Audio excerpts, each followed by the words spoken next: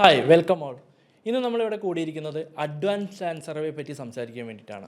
Okay, conventional ടൈപ്പുകൾ മാറി നമ്മൾ advanced ആയിട്ടുള്ള ലാൻഡ് സർവേയിലേക്ക് എൻ്റർ ചെയ്തുകൊണ്ടിരിക്കുന്ന ഈ ഒരു കാലഘട്ടത്തിൽ ഇതിൻ്റെ ഒരു പ്രസക്തിയെ പറ്റി നമുക്ക് മുമ്പിൽ ചർച്ച ചെയ്യാനായിട്ട് വന്നിരിക്കുന്നത് ശെൽവം സാറാണ്.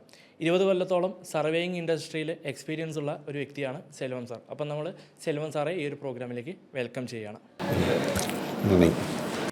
അപ്പോൾ സാറിപ്പോൾ ഒരു 20 കൊല്ലത്തോളമായി എക്സ്പീരിയൻസിൽ ഉള്ള ഒരാളാണെന്ന് ഞാൻ പറഞ്ഞല്ലോ. അപ്പോൾ നമുക്ക് അദ്ദേഹത്തിൻ്റെ അടുത്ത് കുറച്ച് കൂടുതൽ കാര്യങ്ങൾ ചോദിച്ചറിയാനുണ്ട്. അപ്പോൾ ആദ്യത്തെ കാര്യത്തിലേക്ക് കിടക്കാം സാർ, നമ്മുടെ കൺവെൻഷണൽ ടൈപ്പ് സർവേയിൽ ഏറ്റവും അഡ്വാൻസ്ഡ് ആയിട്ടുള്ള ലാൻഡ് സർവേസ് നമ്മൾ ഉപയോഗിക്കുന്നത് ഏതൊക്കെ ടൈപ്പ് സർവേസ് ആണ്? നമ്മുടെ കൺവെൻഷണൽ സർവേയിൽ ഏറ്റവും കൂടുതലായിട്ട് ആദ്യം തൊട്ട് ആൾക്കാർ യൂസ് ചെയ്യുന്നത് ടേപ്പ്, ചെയിന്, പിന്നീട് തിയോഡലൈറ്റ്, ഇങ്ങനത്തെ കാര്യങ്ങളാണ് ഓൾഡൻ ഡേയ്സിൽ യൂസ് ചെയ്തിരിക്കുന്നു. ഇന്നത്തെ സിറ്റുവേഷൻസിൽ കോർഡിനേറ്റ് ബേസ്ഡ് എന്ന് പറയുന്ന ഈ ഒരു സർവേ മെത്തേഡാണ് ഈ ലോകത്തു നിന്ന് എല്ലാവരും യൂസ് ചെയ്യാൻ തുടങ്ങി.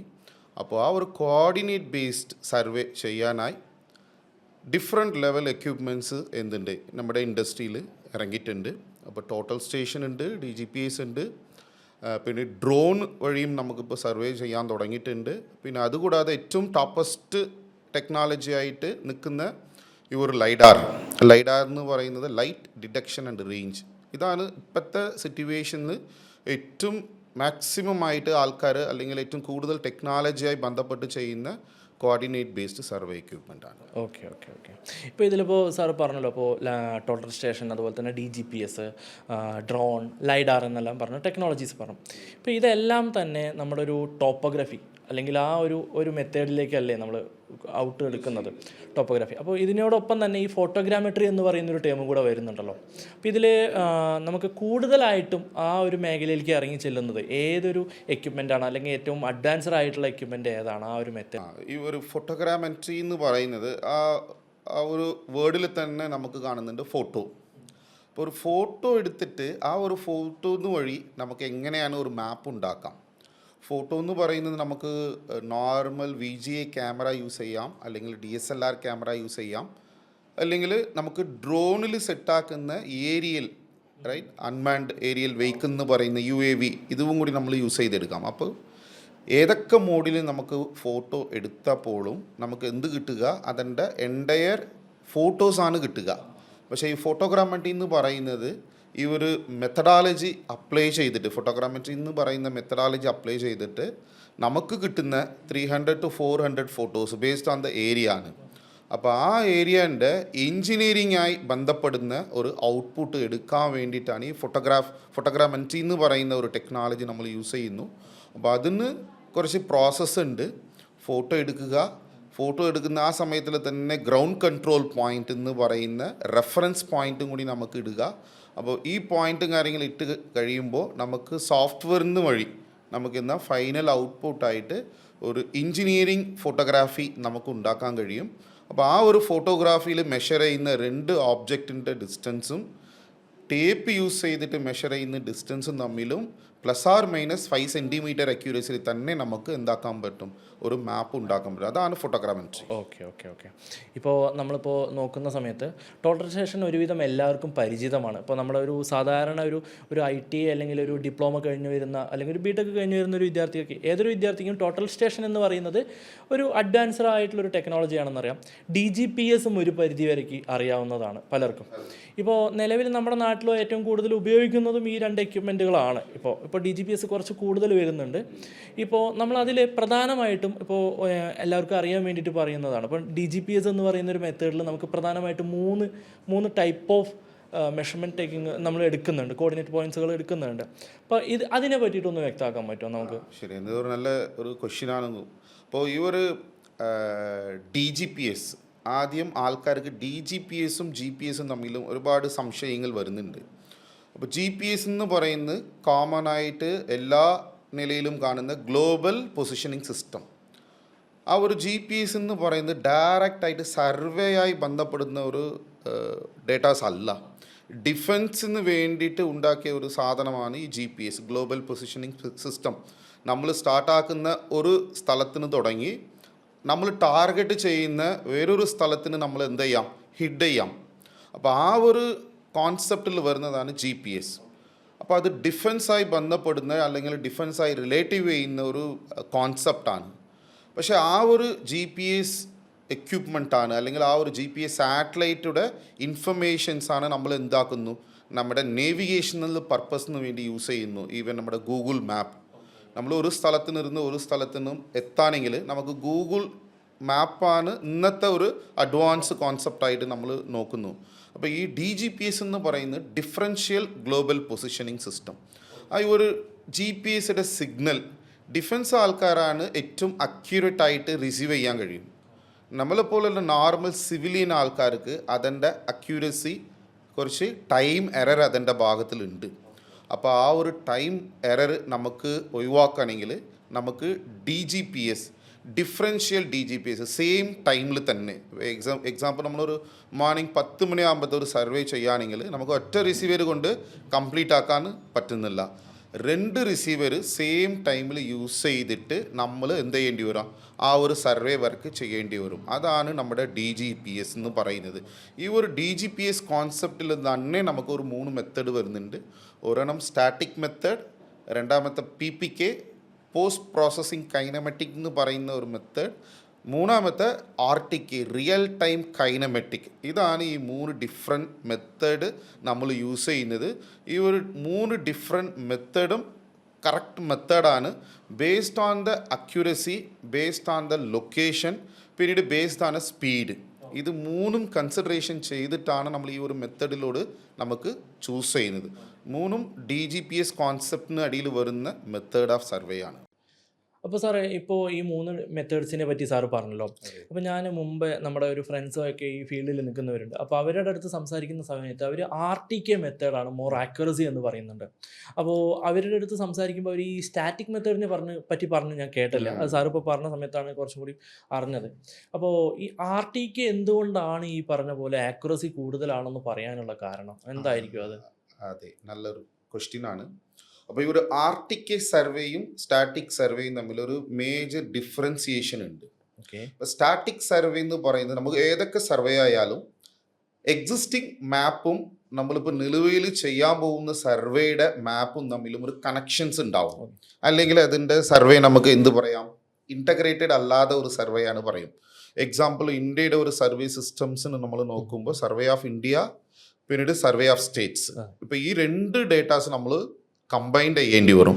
അപ്പോൾ സർവേ ഓഫ് ഇന്ത്യ ചെയ്തിരിക്കുന്ന കൺട്രോൾ പോയിന്റിന് ശേഷമാണ് നമ്മുടെ സ്റ്റേറ്റ്, ഏതൊക്കെ സ്റ്റേറ്റ് ആയാലും തമിഴ്നാടായാലും കേരളമായാലും കർണാടകമായാലും അവരൊക്കെ ആദ്യത്തെ റെഫറൻസ് പോയിന്റ് നമ്മൾ എന്ത് ചെയ്യേണ്ടി വരും, നമ്മുടെ സ്റ്റേറ്റ് മുഴുവനും ട്രാൻസ്ഫർ ചെയ്യേണ്ടി വരും. അപ്പോൾ ഒരു നോൺ പോയിന്റ് തുടങ്ങി ഒരു അൺനോൺ പോയിന്റ്, ആ നോൺ പോയിന്റ് എത്തിക്കണമെങ്കിൽ നമുക്ക് ആദ്യം ചെയ്യേണ്ടിയത് സ്റ്റാറ്റിക് മോഡ് ഓഫ് സർവേ ആണ്. അതാണ് ആദ്യത്തെ പ്രൊസീജിയർ. അപ്പോൾ നമുക്ക് എവിടെയാണ് സർവേ ഓഫ് ഇന്ത്യ പോയിന്റ്സ്, അപ്പോൾ അവരൊക്കെ കൺട്രോൾ പോയിന്റ് നമ്മുടെ ബേസ് ഇട്ടിട്ട് നമുക്ക് നിർബന്ധമായിട്ട് വരുന്ന ലൊക്കേഷൻസ് എവിടേക്ക് ആയാലും നമ്മൾ അവിടെ നമ്മുടെ റോവർ ഇട്ടിട്ട് സ്റ്റാറ്റിക് മോഡിലാണ് ആദ്യം ചെയ്യുന്നത്. ഇപ്പോൾ കേരളത്തിൽ നമ്മൾ നോക്കുമ്പോൾ survey and land records department ആദ്യം സർവേ ഓഫ് ഇന്ത്യയുടെ പോയിന്റ് തുടങ്ങി കേരളത്തിൽ നിന്ന് എല്ലാ 60 കിലോമീറ്ററിന് ഇടയിലും അവരൊരു സ്വന്തമായിട്ട് ഒരു കൺട്രോൾ പോയിന്റ് ഇട്ടിട്ടുണ്ട്. അതാണ് കോർസ് എന്ന് പറയുന്നത്. നമ്മുടെ കണ്ടിന്യൂസ് റെഫറൻസ് സ്റ്റേഷൻ ആണ്. അപ്പോൾ അവിടെ സർവേ ഓഫ് റെഫറൻസ് പോയിന്റ് കിട്ടി. ആ പോയിന്റിന് ശേഷം നമ്മൾ യൂസ് ചെയ്ത് നമുക്ക് നമ്മുടെ റേഡിയോ മോഡം അല്ലെങ്കിൽ സിം കാർഡ് വഴി ഇൻസ്റ്റന്റ് ആയിട്ട് അക്യുറസി കിട്ടാനായി യൂസ് ചെയ്യുന്ന ഒരു മെത്തേഡാണ് RTK റിയൽ ടൈം കൈനമെറ്റിക്. അപ്പോൾ സ്റ്റാറ്റിക് എന്ന് പറയുന്നതും അക്യുറസി ഓഫ് ദ സർവേ ആണ്, RTK എന്ന് പറയുന്നതും നമ്മുടെ ഒരു method of accuracy of survey ആണ്. രണ്ടും തമ്മിലും മേ ബി 1 or 2 സെൻറ്റിമീറ്ററിൻ്റെ വേരിയേഷൻ വരുന്നുണ്ട്. Based on the location, based on the distance base ചെയ്തിട്ടാണ് ഇത് മാറി നിൽക്കുക. പക്ഷേ സ്റ്റാറ്റിക് എന്ന് പറയുമ്പോൾ അന്ന് നമ്മൾ ചെയ്യുന്ന ആ സമയത്ത് തന്നെ അതിൻ്റെ അക്യുറസി കിട്ടില്ല, പോസ്റ്റ് പ്രോസസ്സിങ് കഴിഞ്ഞതിന് ശേഷമാണ് കിട്ടുക. RTK എന്ന് പറയുന്നത് റിയൽ ടൈം കൈനമെറ്റിക്. അതുകൊണ്ട് നമുക്ക് അപ്പം തന്നെ റിയൽ ടൈം ആയിട്ട് നമുക്ക് എന്ത് ചെയ്യാം, അതിൻ്റെ അക്യുറസി എടുക്കാം. ഇതാണ് രണ്ടും തമ്മിലുള്ള മേജർ ഡിഫറൻസ്. ഓക്കെ. ഇപ്പോൾ കം ടു ദ എക്യുപ്മെൻറ്റിൽ പറയാം. ഇപ്പോൾ സാർ നമുക്ക് ഒരുപാട് മെത്തേഡ്സ് ഉണ്ട്. നമുക്കിപ്പോൾ യൂസ് ചെയ്യുന്ന റേഡിയോ സിഗ്നൽസ് വഴി ചെയ്യുന്നുണ്ട്, ഇനി വൈഫൈ ആയിട്ട് ചെയ്യുന്നുണ്ട്, ഇനി സിം കാർഡ് ഇട്ട് ചെയ്യുന്നുണ്ട്. അപ്പോൾ ഇത് മൂന്ന് റേഞ്ചുകളായിരിക്കും അല്ലേ? അപ്പോൾ ഇതിൽ തന്നെ ഞാനിപ്പോൾ ഒരു കാര്യം കേട്ടത് എന്താണെന്ന് വെച്ച് കഴിഞ്ഞാൽ, സിം കാർഡ് യൂസ് ചെയ്തിട്ട് നമ്മൾ ചെയ്യുന്ന മെത്തേഡ്, അത് നമ്മൾ കൂടുതലായിട്ടും ഈ പറയുന്ന പോലെ നമ്മളുടെ ഗവൺമെൻറ്റിൻ്റെ നിന്ന് ബേസ് പോയിന്റ് എടുത്ത് ചെയ്യുന്ന രീതിക്കാണെന്ന് ഞാൻ കേട്ടിട്ടുണ്ട്. സാർ അതിനെ പറ്റിയിട്ടൊന്ന് ജസ്റ്റ് ഒന്ന് പറഞ്ഞു കൊടുത്തു കഴിഞ്ഞാൽ. നമുക്ക് ഈ ഒരു മെത്തഡ് ഓഫ് സർവേ ആർട്ടിക്കയിലാണ് വരുന്നത്. ഈ ഒരു സിം കാർഡ് വഴി അല്ലെങ്കിൽ റേഡിയോ മോഡത്തിൻ്റെ വഴി അല്ലെങ്കിൽ വൈഫൈ അല്ലെങ്കിൽ ബ്ലൂടൂത്ത് ഈ വഴിയിൽ നിന്ന് കറക്ഷൻസ് കിട്ടുന്ന പ്രോസസ്സ് മുഴുവനും RTK ആണ്. അപ്പോൾ ഈ ഒരു RTK എന്ന് പറയുന്നത് നമ്മുടെ സ്ഥലത്തുണ്ട് എന്തെങ്കിലും ഒരു 50-60 കിലോമീറ്റർ ഇടയിൽ നമുക്കൊരു റെഫറൻസ് പോയിന്റ് ഉണ്ടെങ്കിൽ അവിടുത്തെ റെഫറൻസ് പോയിന്റ് തുടങ്ങി എൻ്റെ ഭാഗം മുഴുവനും സർവേ കംപ്ലീറ്റ് ആക്കണമെങ്കിൽ നമുക്ക് സിം കാർഡിന് വഴി ചെയ്യാം. അല്ലാതെ 5 കിലോമീറ്ററിന് ഇടയിൽ എനിക്കൊരു കൺട്രോൾ പോയിന്റ് ഉണ്ട്. കൺട്രോൾ പോയിന്റ് എന്ന് പറയുന്നതാണ് സർവേ ഓഫ് ഇന്ത്യ അല്ലെങ്കിൽ സർവേ ഓഫ് കേരള, ഇങ്ങനത്തെ കണക്ഷൻ പോയിന്റ്. അപ്പൊ എനിക്ക് 5 കിലോമീറ്റർ മുതൽ 10 കിലോമീറ്റർ ചുറ്റിലുള്ള റെഫറൻസ് പോയിന്റിൽ എനിക്ക് സർവേ കംപ്ലീറ്റ് ചെയ്യുകയാണെങ്കിൽ എനിക്ക് റേഡിയോ മോഡം യൂസ് ചെയ്യാം. പക്ഷെ റേഡിയോ മോഡമും സിം കാർഡും തമ്മിൽ ഒരു ചെറിയ പ്രാക്ടിക്കൽ അഡ്വാൻറ്റേജ് ഡിസഡ്വാൻറ്റേജ് ഉണ്ട്. റേഡിയോ മോഡം എന്ന് പറയുന്നത് സെയിം ഫ്രീക്വൻസിയിൽ എന്ത് ചെയ്യുന്നുണ്ട്, ബേസിൽ നിന്ന് അതിൻ്റെ റോവറിന് വേണ്ടി ഇൻഫർമേഷൻ ട്രാൻസ്മിറ്റ് ചെയ്യുന്നുണ്ട്. പക്ഷേ സിം കാർഡ് എന്ന് വഴി സെയിം ഇൻഫർമേഷനാണ് ട്രാൻസ്ഫർ ചെയ്യുന്നു. പക്ഷേ ചിലപ്പോൾ നമുക്ക് 5G കിട്ടുക, ചിലപ്പം 4G കിട്ടുക, ചിലപ്പം 2G വരെ കിട്ടുക. അങ്ങനെ ആവുമ്പോൾ നമുക്ക് ഈ ഒരു മെത്തഡിൽ ഫ്ലോട്ട് ഫിക്സ് എന്നുള്ള ഒരു സംഭവം ഉണ്ട്. ബേസിന്റെ കറക്ഷൻസ് റോവറിന് എത്തിക്കഴിഞ്ഞാൽ ഫിക്സ്, അങ്ങനെ എത്തിയിട്ടില്ലെങ്കിൽ അത് ഫ്ലോട്ടാണ് പറയും.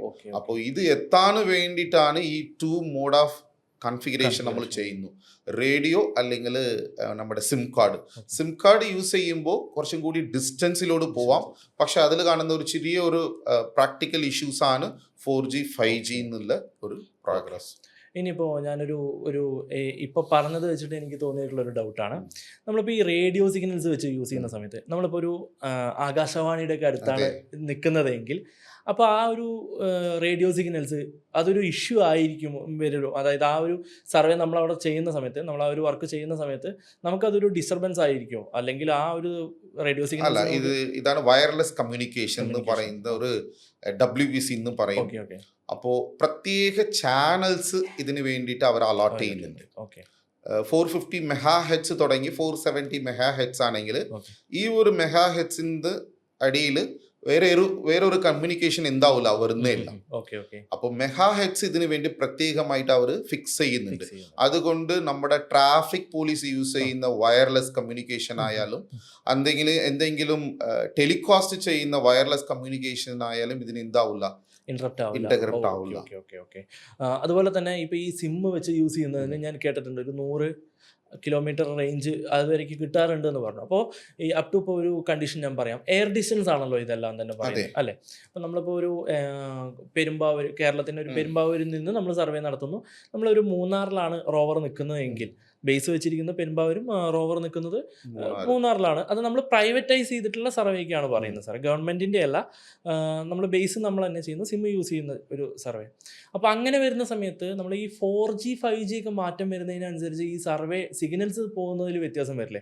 നമുക്ക് എററുകൾ ഉണ്ടാവും. അപ്പോൾ ഈ ഫ്ലോട്ട് എന്ന് പറയുന്നതിന് ചാൻസസ് അല്ലേ കൂടുതൽ കിട്ടുന്നത്? നമ്മളിതിനെ എങ്ങനെ ഓവർകം ചെയ്യാൻ പറ്റും? അങ്ങനെ ആവുമ്പോൾ എക്സാമ്പിൾ നമുക്കൊരു 10 കിലോമീറ്ററിനിടയിൽ സിം കാർഡ് സിഗ്നൽ കിട്ടുന്നേ ഇല്ല.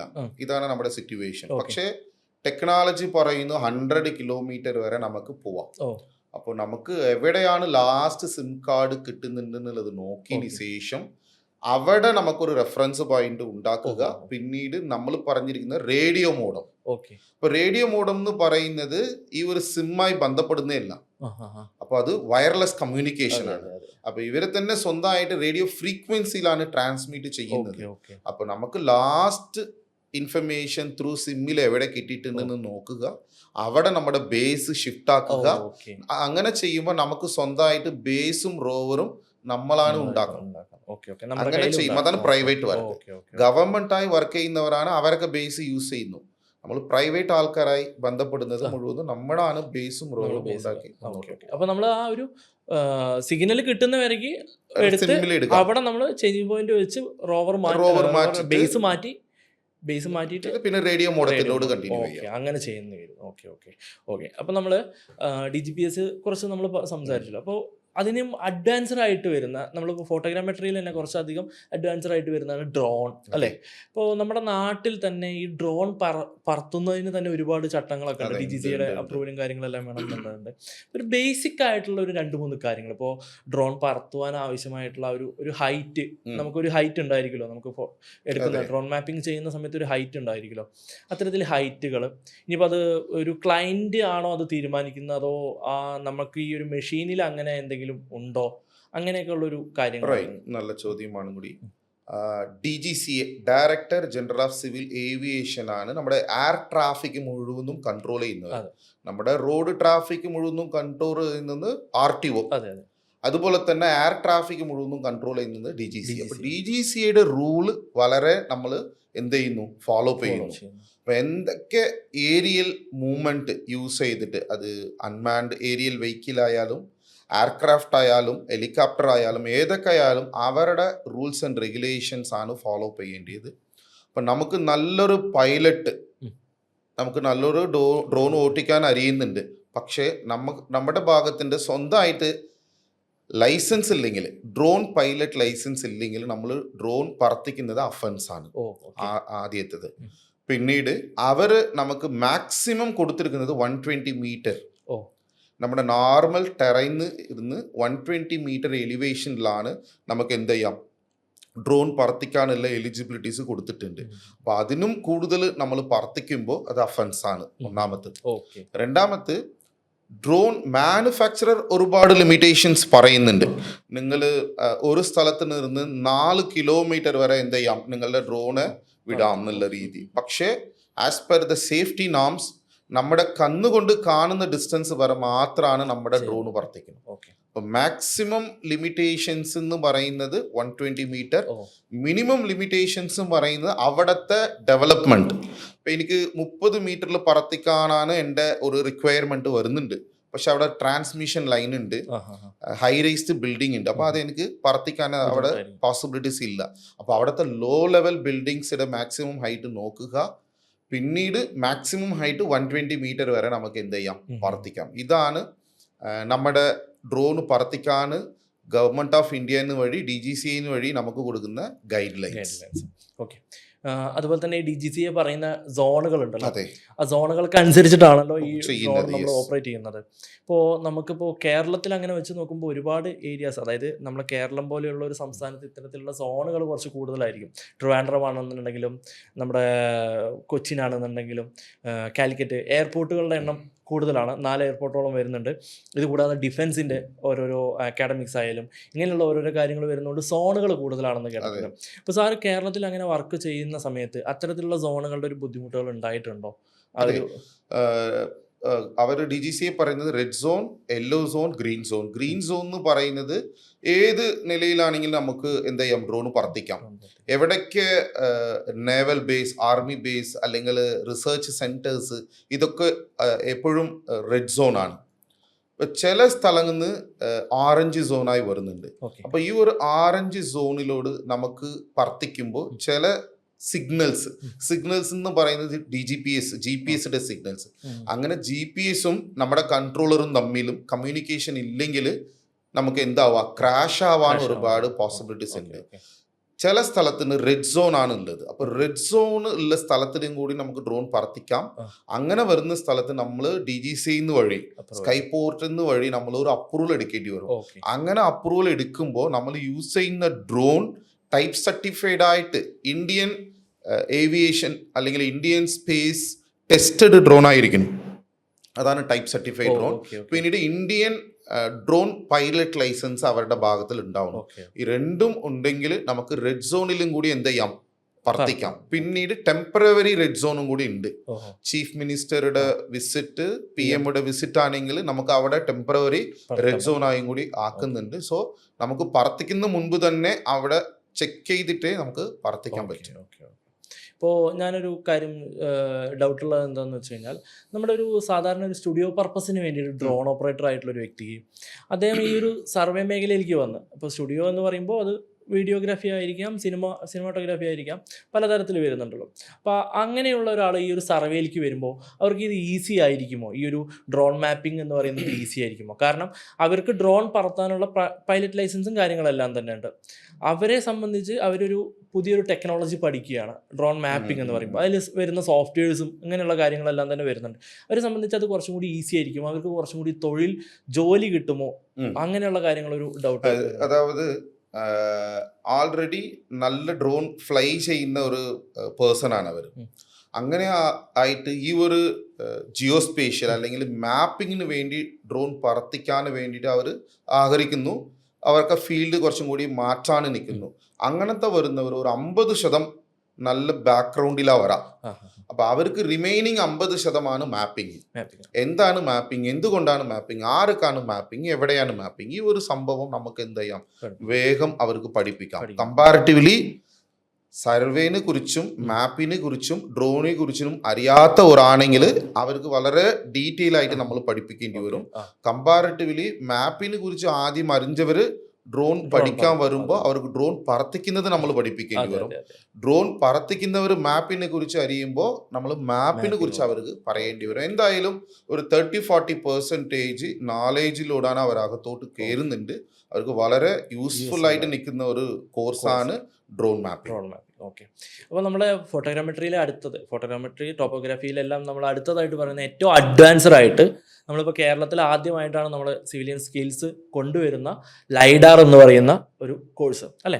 അപ്പോൾ ഈ ലൈഡാറിനെ പറ്റിയിട്ട്, എന്താണ് ലൈഡാർ എന്ന് ഇപ്പോഴും പലർക്കും അറിയില്ല. എന്താണ് ലൈഡാർ എന്ന് പറയുന്നത്, എന്തിനാണ് ഉപയോഗിക്കുന്നത്, ഇത് ആക്യുറസി ഉണ്ടോ, അല്ലെങ്കിൽ ആ ഒരു ടോപ്പോഗ്രാഫി ചെയ്യുന്ന അല്ലെങ്കിൽ ആ ഒരു ഫോട്ടോഗ്രാമെട്രിയിൽ ഇതിൻ്റെ ഒരു റോൾ എന്താണ്, ഇത് പഠിച്ചു കഴിഞ്ഞാൽ തൊഴിലുണ്ടോ, ഇങ്ങനെ ഒരുപാട് ക്വസ്റ്റ്യൻസ് ഉണ്ട്. അപ്പോൾ നമുക്ക് ആദ്യം മുതൽ നമുക്ക് സ്റ്റാർട്ട് ചെയ്യാം സാർ.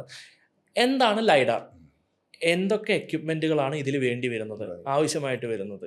ഇത്രയാണ് എൻ്റെ ഫസ്റ്റ് ക്വസ്റ്റ്യൻ ആണ് സാർ. സോ ഈ ലൈഡാർ എന്ന് പറയുന്ന ഒരു എക്സ്പാൻഷൻ ആണ് ലൈറ്റ് ഡിറ്റക്ഷൻ ആൻഡ് റേഞ്ച്. അപ്പോൾ അതിൻ്റെ ഡിവൈസിൻ്റെ അകത്ത് കണ്ണുകൊണ്ട് കാണാതെ ഒരു ലൈറ്റ് എമിഷൻ ചെയ്യുന്നുണ്ട്. അപ്പോൾ ആ ഒരു ലൈറ്റ് എന്തൊക്കെ ഓബ്ജക്ട്സിന്ന് ഹിറ്റ് ചെയ്യുന്നുണ്ട്, പിന്നീട് ആ ഓബ്ജക്ട്സിൽ നിന്ന് ആ ഒരു ലൈറ്റിങ് റിട്ടേൺ ആയിട്ട് ആ ഡിവൈസിൽ നിന്ന് തന്നെ പോകുന്നുണ്ട്. അതിനു വഴി എല്ലാ ഓബ്ജക്റ്റിൻ്റെ കോർഡിനേറ്റ്സ് നമുക്ക് എന്തുണ്ട് കിട്ടാൻ സാധ്യതയെങ്കിൽ, നമ്മൾ ആദ്യം തുടങ്ങുമ്പോൾ പറഞ്ഞതാണ്, നമ്മൾ ഈ ഒരു ടെക്നോളജി എന്ന് പറയുമ്പോൾ ലീനിയർ, ആംഗുലർ, ലെവൽ, പിന്നീട് കോർഡിനേറ്റ്. ഈ ഒരു കോർഡിനേറ്റ് എടുക്കാനായി നമ്മൾ ടോട്ടലൈസേഷൻ DGPS ഡ്രോൺ യൂസ് ചെയ്യുന്നുണ്ട്. ഈ ലൈഡാർ എന്ന് പറയുന്നത് ഒരു പെർ സെക്കൻഡിൽ 3 ലക്ഷം പോയിന്റ്സ് ഇത് മെഷീൻ്റെ അകത്ത് നിന്ന് എമിറ്റ് ചെയ്യുന്നുണ്ട്. അപ്പോൾ 3 ലക്ഷം പോയിന്റ് എമിറ്റ് ചെയ്യുമ്പോൾ ഡേ ടൈം ആയാലും നൈറ്റ് ടൈം ആയാലും ഇതിനിരുന്ന് പോകുന്ന ലൈറ്റ് ഡിറ്റക്ഷൻ ആൻഡ് റേഞ്ച് എന്ന് പറയുന്ന ഈ ലൈഡാർ സെൻസാർസ് ഓബ്ജക്ട്സിൻ്റെ ഷേപ്പ്, 2 ഡൈമെൻഷണൽ ഷേപ്പ്, അതുപോലെ തന്നെ 3 ഡൈമെൻഷണൽ ഷേപ്പ്, ഈ 3 നിലയിലുള്ള ഇൻഫർമേഷൻസ് ഡയറക്റ്റ് ആയിട്ട് എടുത്തിട്ട് എന്ത് ചെയ്യുന്നുണ്ട്, സ്റ്റോർ ചെയ്യുന്നുണ്ട്. അതുകൊണ്ട് ഈ ലൈഡാർ യൂസ് ചെയ്യുമ്പോൾ നമുക്ക് മിസ്സിങ് ഡേറ്റാസ് എന്ന് പറയാനൊന്നുമില്ല.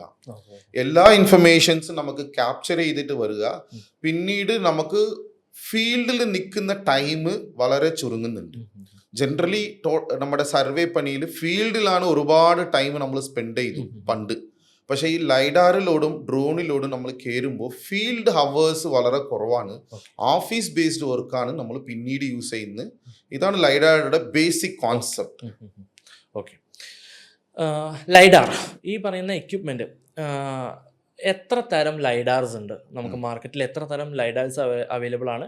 ഒരു വാങ്ങാൻ ആഗ്രഹിക്കുന്ന അല്ലെങ്കിൽ ഈ ഒരു മേഖലയിലേക്ക് കയറി വരാൻ ആഗ്രഹിക്കുന്നവർക്ക് എന്തൊക്കെ സപ്പോർട്ടാണ് നമ്മൾ ഗവൺമെൻറ്റിൻ്റെ സൈഡിൽ നിന്ന് ചെയ്തു കൊടുക്കുന്നത്? ഈ ഒരു കാര്യം പറയാം. ലൈഡാർ എന്ന് പറയുന്നത് ഇന്നത്തെ ഇന്ത്യൻ ഇൻഡസ്ട്രിയിൽ ഏറ്റവും ഇന്നോവേറ്റീവായിട്ട് നിൽക്കുന്ന ഒരു ടെക്നോളജിയാണ്.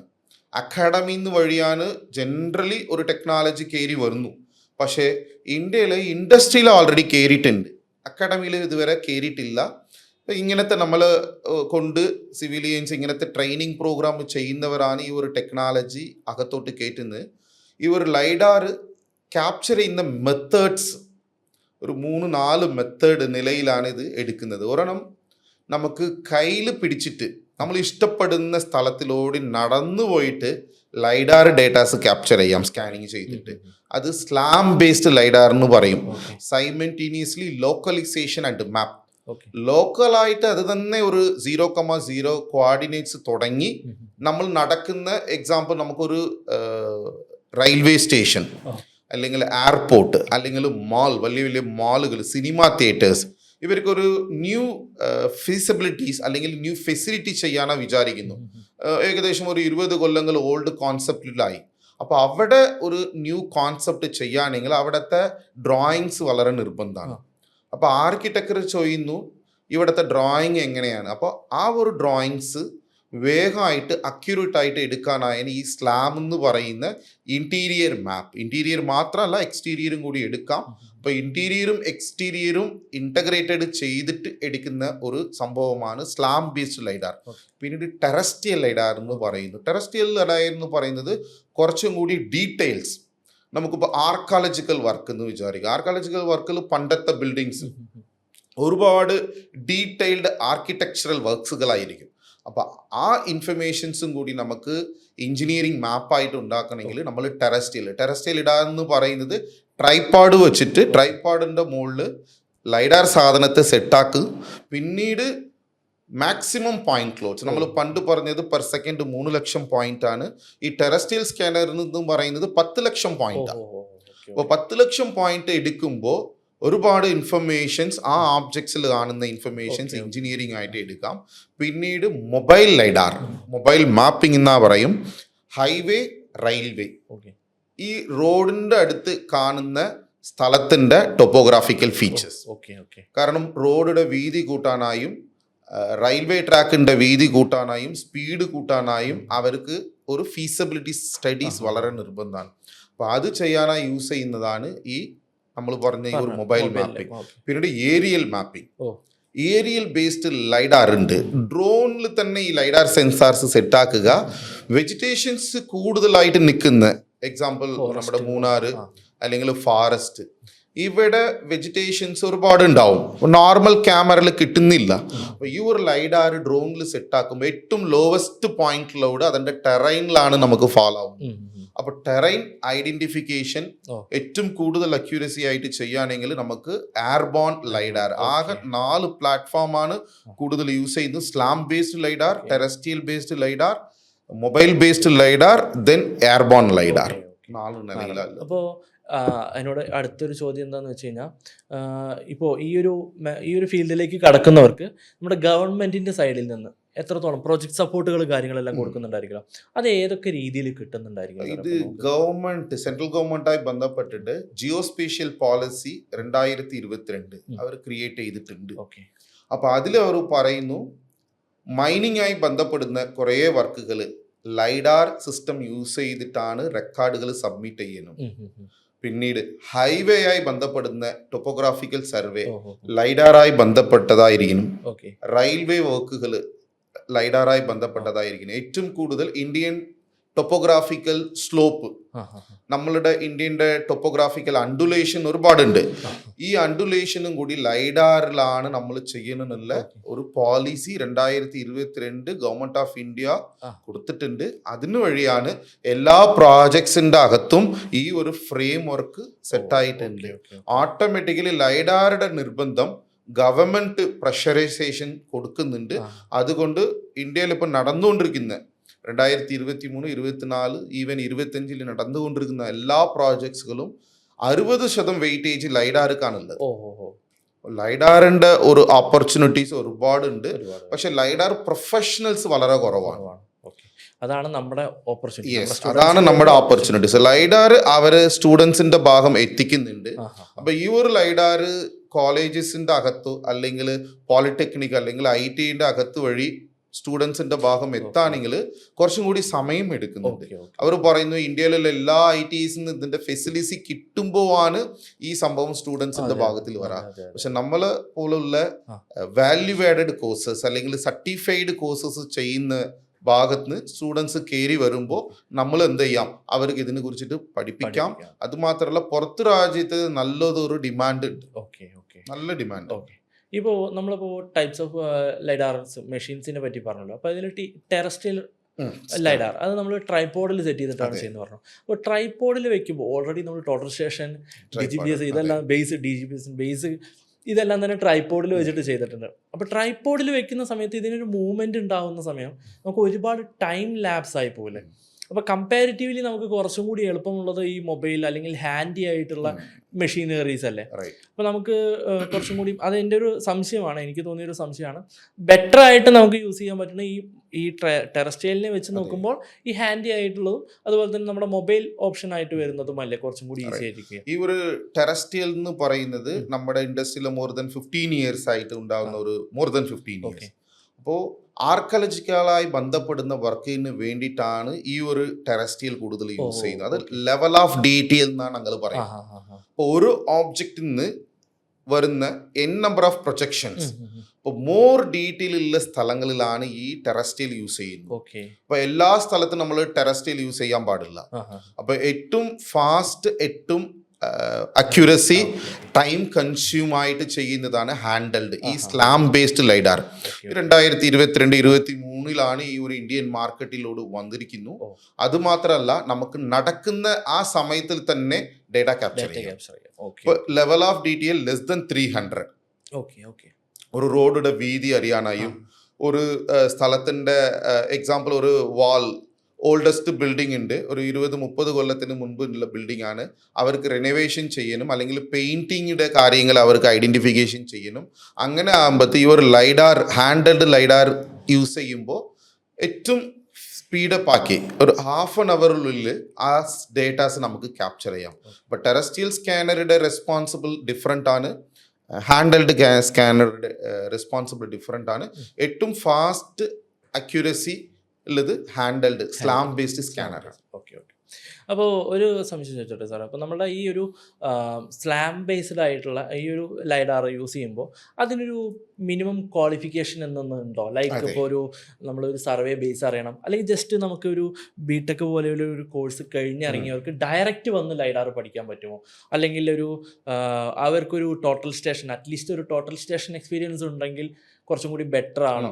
എങ്ങനെയാണ് അതിൻ്റെ ഒരു ക്വാളിഫിക്കേഷൻ? നമ്മൾ ആദ്യം പറഞ്ഞതുപോലെ ടോട്ടൽ സ്റ്റേഷനാണ് ആദ്യത്തെ കോർഡിനേറ്റ് ബേസ്ഡ് സർവേ എക്യുപ്മെന്റ്. പിന്നീടാണ് DGPS, ഡ്രോണ്, GIS ചെയ്യുന്ന കുറച്ച് ആൾക്കാരുണ്ട്, പിന്നീടാണ് ലൈഡാർ. അപ്പോൾ ഈ ഒരു ലൈഡാർ ഡയറക്റ്റ് ആയിട്ട് എത്താണെങ്കിൽ മേ ബി അവരൊരു സർവേ പ്രൊഫഷണൽ ആണെങ്കിൽ, ഈവൻ 10th class അല്ലെങ്കിൽ IT കഴിഞ്ഞ സർവേ പ്രൊഫഷണൽ ആണെങ്കിൽ നമുക്ക് ഡയറക്റ്റ് ആയിട്ട് ഇത് പഠിക്കുന്നത്, കാരണം അവർക്ക് ഈ ഒരു 3-4 കൊല്ലത്തിനിടയിൽ തന്നെ what is survey, why it is എന്നുള്ള ഒരു സംഭവം അറിയാം. പക്ഷെ നമുക്ക് എഞ്ചിനീയറിംഗ് പഠിച്ച് ഇറങ്ങുന്നവർ അല്ലെങ്കിൽ അതർ ഡിപ്പാർട്ട്മെൻറ്റ്സുകളുള്ളവർ ഇതിൻ്റെ ഭാഗത്തിൽ ഡയറക്റ്റ് ആയിട്ട് കയറുമ്പോൾ അവർക്ക് ഒരുപാട് സംശയങ്ങളോടാണ് അത് നോക്കുന്നു. അപ്പോൾ അങ്ങനെ വരുന്നവർ ആദ്യം ടോട്ടൽ സ്റ്റേഷൻ പഠിച്ചിട്ട് ഇതിന്ന് വഴി വരുമ്പോൾ കുറച്ചും കൂടി അവർക്ക് ഈ ഒരു കോൺസെപ്റ്റിൻ്റെ ഡെപ്ത് നോളേജ് കിട്ടുക. അതാണ് ഏറ്റവും ബെസ്റ്റ് വേ. അപ്പോൾ ഈ ഒരു എക്യുപ്മെൻറ്റിന് ഇപ്പം നമ്മൾ ടോട്ടൽ സ്റ്റേഷനൊക്കെ കണ്ടിട്ടുണ്ട്. ഇപ്പോഴാണ് ഇപ്പോൾ നമ്മൾ റെയിൻ എല്ലാം പ്രൊട്ടക്റ്റീവ് ആയിട്ടുള്ള തരം മെഷീൻസൊക്കെ വന്നത്. ഇപ്പോൾ ഈ ലൈഡാറിന് ഇത്തരത്തിലുള്ള വെതർ കണ്ടീഷൻസ് ബാധകമായിരിക്കുമോ? ലൈക്ക് ഇപ്പോൾ ഒരു നോർമൽ ഒരു ക്ലൈമറ്റ് അല്ലാതെ തന്നെ ഒരു റെയിനി സീസണാണ്, നമുക്ക് ഒരുപാട് ക്ലൗഡ്സ് എല്ലാം വരുന്നുണ്ട്, അങ്ങനെയൊക്കെ വരുന്ന സമയത്തോ അല്ലെങ്കിൽ ഇപ്പോൾ ഈ ഒരു മഴ വരുന്ന ഒരു സമയത്തോ, അപ്പോൾ അങ്ങനെയൊക്കെയുള്ള കണ്ടീഷനിൽ നമുക്ക് ലൈഡാറുടെ ഒരു പെർഫോമൻസ് ഡേ ആയാലും നൈറ്റ് ആയാലും പ്രശ്നങ്ങളില്ല. കാരണം ഇതിൽ നമ്മൾ കണ്ണുകൊണ്ട് കാണാതെ ഒരു റിഫ്ലക്ഷൻസ് ആണ് നടക്കുന്നത്. പക്ഷെ ഈ ഒരു ലൈഡാർ ഹിറ്റ് ചെയ്യുന്ന ഓബ്ജക്ട്സ് ആണ് വളരെ ഇമ്പോർട്ടൻറ്റ്. ഏതൊക്കെ സോളിഡ് ഓബ്ജക്റ്റ് ആയാലും നമുക്ക് തിരിച്ചു കിട്ടുക. പക്ഷെ വാട്ടറിൽ നമ്മൾ ഒരു എമിഷൻ ചെയ്യുമ്പോൾ അത് ഇങ്ങോട്ട് തിരിച്ച് കിട്ടുന്നില്ല, വേറൊരു ഭാഗത്തിലാണ് പോകുന്നത്. അപ്പോൾ വാട്ടർ സ്റ്റാഗ്നന്റ് ഉള്ള സ്ഥലത്ത് നിന്ന് ഡയറക്റ്റ് ആയിട്ട് ലൈഡാർ എന്ത് ചെയ്യൂല, അപ്ലൈ ചെയ്യൂല. പിന്നീട് ഗ്ലാസസ്, അപ്പോൾ ഡാർക്ക് ടൈപ്പ് ഗ്ലാസ് ആണെങ്കിൽ നമുക്ക് തിരിച്ചു കിട്ടുക. പക്ഷെ റിഫ്ലക്ഷൻ കൂടുതലുള്ള ഗ്ലാസ്സുകളാണെങ്കിൽ നമുക്ക് തിരിച്ച് Point കിട്ടുന്നില്ല. അങ്ങനെ കിട്ടുന്നില്ലെങ്കിൽ നമുക്ക് അവിടെ എന്തെങ്കിലും കവർ ചെയ്തിട്ട് ആ ഗ്ലാസിന്റെ മുൻപിൽ എന്തെങ്കിലും നമ്മൾ കവർ ചെയ്തിട്ട് നമ്മൾ വർക്ക് ചെയ്യുന്നുണ്ട്. അപ്പോൾ ലൈഡാർ ഏറ്റവും പെർഫോമൻസ് ചെയ്യാൻ പറ്റാത്ത ഒരു സിറ്റുവേഷൻ വാട്ടറാണ്. പിന്നീട് ഈ ഒരു IP55 IP65 എന്നുള്ള ഒരു ക്വാളിറ്റിയാണ് ഉള്ളത്. നമുക്ക് എന്തെങ്കിലും ഒരു വാട്ടർ ഇമ്പാക്റ്റ് എന്താവുന്നില്ല, അത്രയായിട്ട് നമുക്ക് അഫക്റ്റ് ആവുന്നില്ല. നമ്മുടെ നോർമൽ വാച്ചിന് പോലാണ് നമ്മുടെ IP55 IP56.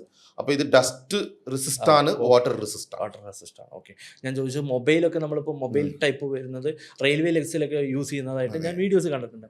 അപ്പോൾ അങ്ങനെയൊക്കെ വരുമ്പോൾ ഇൻസ്പെക്ഷൻ കാറിൻ്റെ ഫ്രണ്ടിലൊക്കെ വെച്ചിട്ട് ഉപയോഗിക്കുന്ന ടൈപ്പ്, പെട്ടെന്നൊരു മഴ വരികയാണ് അല്ലെങ്കിൽ അങ്ങനെ ഒരു കണ്ടീഷൻ വരുന്ന സമയത്ത്, അല്ലെങ്കിൽ ഒരു പൊടി അടിക്കുന്ന ഒരു സമയം, അത് ഒരു എക്യുപ്മെൻറ്റിനെ ബാധിക്കുമോ? കാരണം അത്രയും ഒരു എമൗണ്ട് വരുന്ന എക്യുപ്മെൻ്റ് ആണല്ലോ. അപ്പോൾ അങ്ങനെ ബാധിക്കുമോ എന്നൊരു ഡൗട്ട് കൊണ്ട് ചോദിച്ചാൽ ഞാൻ. ഓക്കെ സാർ, പിന്നെ നമുക്ക് ഇതിൻ്റെ ഒരു ജോലി സാധ്യത, ഈ ഒരു ലൈഡാർ വരുന്ന സമയത്ത് നമുക്ക് ഈ ഒരു ലൈഡാറിൻ്റെ ഒരു സാധ്യതകൾ എങ്ങനെയാണ് വരുന്നത്? നമ്മളിപ്പോൾ കേരളം എന്നതല്ല ഞാൻ പറയുന്നത്, ഇന്ത്യ വെച്ചിട്ട് നമുക്കൊന്ന് പറയാം. ഇതിൻ്റെ ജോബ് മാർക്കറ്റ് എങ്ങനെയാണ്? ഓപ്പൺഡ് ആണോ? വൈഡ്ലി ഓപ്പൺഡ് ആണോ? അതെ, അതാണ് ഞാൻ ആദ്യം പറഞ്ഞത്. ഈ ഒരു ജിയോസ്പേഷ്യൽ പോളിസി 2022 അവർ പറഞ്ഞിരിക്കുന്നത് 2040 ആവുമ്പോൾ നമ്മുടെ എൻ്റയർ ഇന്ത്യയുടെ ജോഗ്രഫിക്കൽ ഡേറ്റ മുഴുവനും ഡിജിറ്റലൈസ് ആണ് ഉണ്ടാക്കണമെന്നാണ് അവരുടെ എയിം.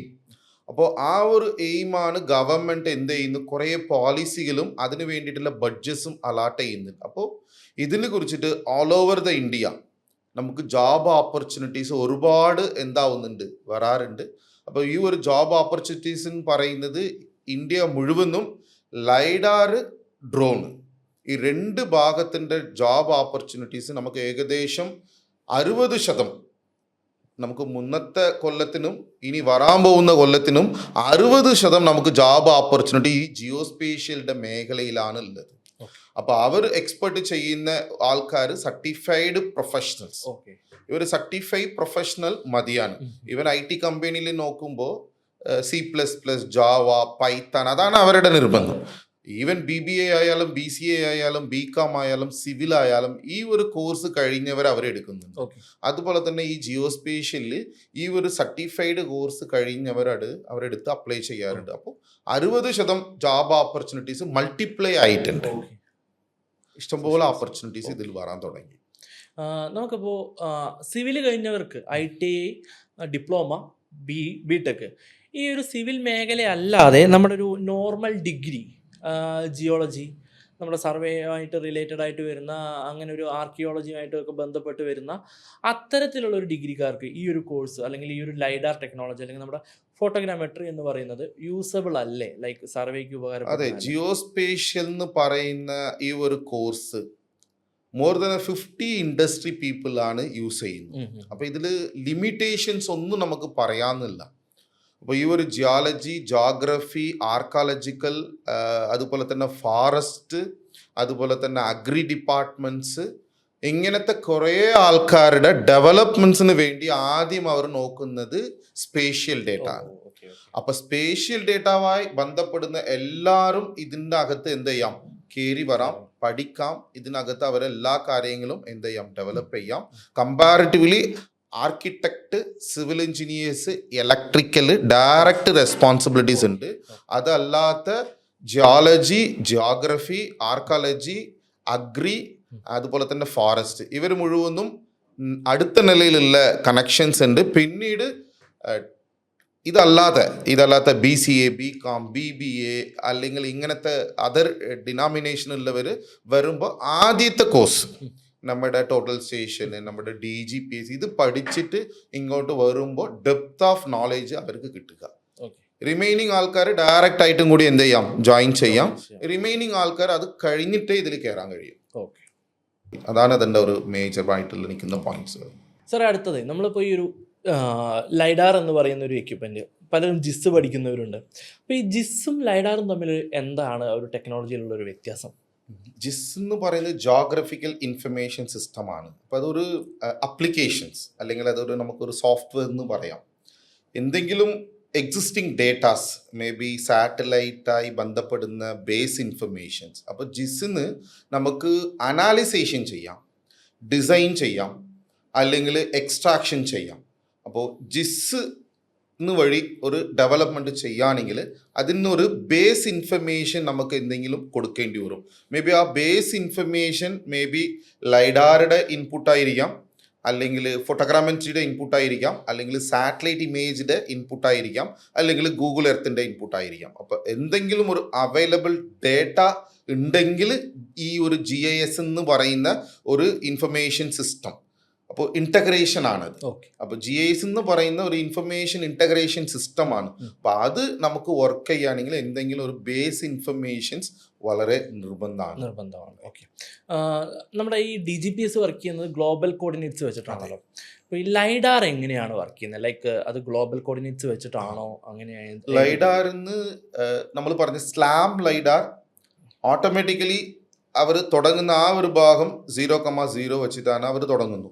പിന്നീട് അവർ കംപ്ലീറ്റ് ചെയ്യുന്ന ഭാഗം എത്ര വരെ അവർ മൂവ് ചെയ്തിട്ടുണ്ട് അത് ബേസ് ചെയ്തിട്ട് അത് എത്രയാണ് കോർഡിനേറ്റ്സ് എന്നുള്ളത് അറിയാം. പക്ഷേ ഈ ഒരു നടക്കുന്ന ആ ഒരു ഗ്യാപ്പിൽ തന്നെ 3 അല്ലെങ്കിൽ 4 ഗ്രൗണ്ട് കൺട്രോൾ പോയിന്റ് അവർ ഇടുമ്പോൾ നമുക്ക് ആ ഒരു പോയിന്റിന് അകത്ത് GPS ലൊക്കേഷനും കൂടി യൂസ് ചെയ്തിട്ട് ആ ഒരു ലൈഡാർ പ്രോസസ്സ് ഡ്യൂറിങ് ദ പ്രോസസ് ടൈമിൽ നമ്മൾ അതിനെ കയറ്റുമ്പോൾ അത് നമുക്ക് സ്പേഷ്യൽ കോർഡിനേറ്റ്സ് ആയിട്ട് മാറുക. അപ്പോൾ ലൈഡാർ എന്ന് പറയുന്നത് DGPS വളരെ നിർബന്ധമായിട്ട് വരുന്നില്ല. പക്ഷേ നമുക്ക് നിർബന്ധമായിട്ട് കാണുന്ന ആ ഒരു ലൊക്കേഷനിൽ നമുക്ക് എന്താവുക, ഈ ഒരു ജിയോസ്പേഷ്യൽ കോർഡിനേറ്റ് അതിനകത്തോട്ട് കയറ്റാം. പിന്നെ മൊബൈൽ ലിഡാറും ഏരിയൽ ലിഡാറും GPS വളരെ നിർബന്ധമാണ്. ടെറസ്ട്രിയൽ ലിഡാറും സ്ലാം ലിഡാറും തമ്മിലും GPSയുടെ ഇമ്പോർട്ടൻസ് അത്രയായിട്ട് കാണുന്നില്ല. പക്ഷേ ഇഷ്ടപ്പെടുന്ന ഒരു സ്ഥലങ്ങളിൽ നമുക്ക് അത് എന്ത് ചെയ്യാം, ആഡാക്കാം. അതാണ് ലൈഡാറിന് കാണുന്ന ഒരു മാക്സിമം വേരിയേഷൻ. അപ്പോൾ ഇത്രയും നേരം നമ്മുടെ കൂടെ അഡ്വാൻസ് ലാൻഡ് സർവേ പറ്റിയിട്ട് പറഞ്ഞു തന്നിരുന്ന ശെൽവം സാറിന് ഒരുപാട് നന്ദി. നമുക്ക് ഒരുപാട് വിവരങ്ങൾ നമുക്ക് അറിയാൻ പറ്റി. ഈ ഒരു കുറച്ച് സമയത്തിൻ്റെ ഉള്ളിൽ തന്നെ കൂടുതൽ വിവരങ്ങൾ ഷെയർ ചെയ്യാൻ പറ്റിയിട്ടുണ്ട്.